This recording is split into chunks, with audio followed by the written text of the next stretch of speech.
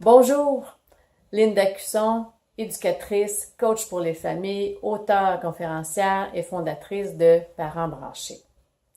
4 étapes pour créer notre tableau des règles de vie et conséquences responsabilisantes.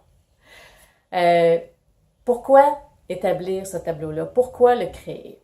En fait, c'est une façon de transmettre nos valeurs à notre enfant. C'est une façon de sécuriser dans des limites, dans des balises.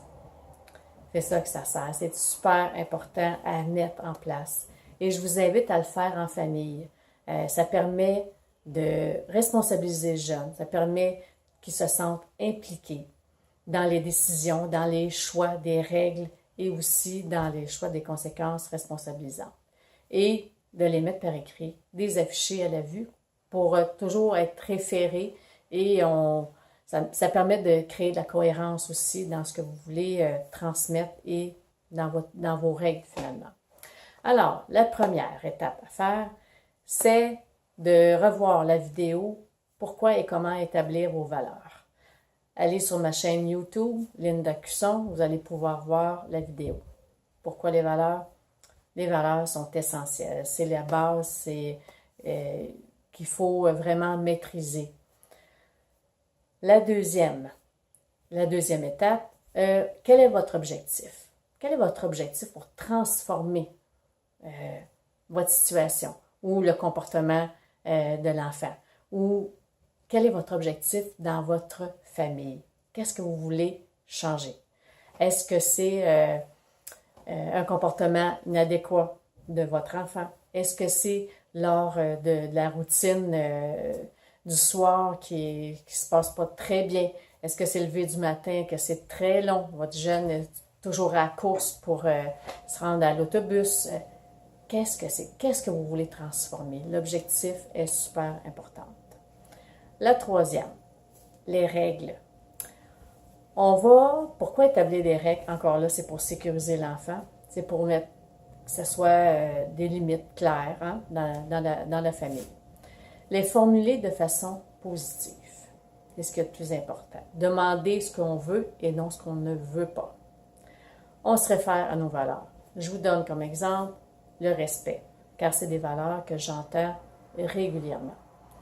Mais on va parler du respect, puis le respect, puis l'exemple que je vais vous donner, c'est au niveau de la politesse. Quand on instaure une règle, c'est que c'est un geste qui est répétitif, qui revient régulièrement et c'est inacceptable selon nos valeurs à nous. Donc, on formule la règle sur le carton, on l'écrit « être poli ». Hein? Et on peut écrire entre parenthèses, dire merci, s'il vous plaît, et dire des mots gentils. OK? La deuxième règle que j'entends aussi régulièrement, c'est la collaboration dans les tâches ménagères. OK? On l'entend souvent, celle-là, avec les jeunes et les ados. Alors, comment établir la conséquence responsabilisante qui est la quatrième étape?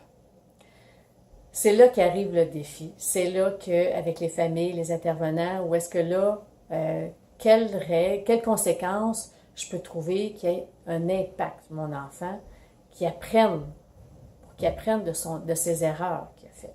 D'accord? C'est bien sûr l'enfant qui a échappé son verre d'eau.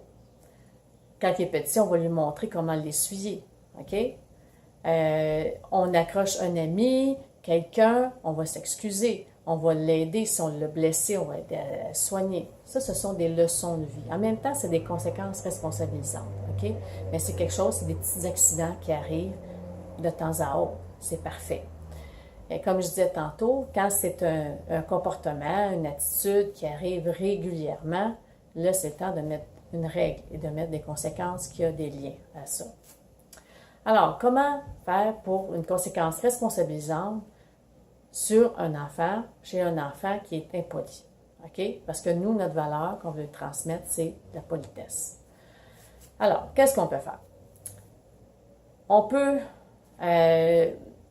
dire à l'enfant, puis que ça soit écrit, non-respect de la règle, est de nommer 3 actions que celui qui a nommé, qui a dit des mots pas gentils, dit à la personne qui a blessé 3 actions que cette personne-là a faites pour lui, ou 3 qualités, ou lui rendre un service.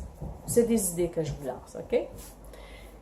L'autre, collaborer dans les tâches ménagères. Ça peut être comme conséquence, on le prive de sortie la journée même.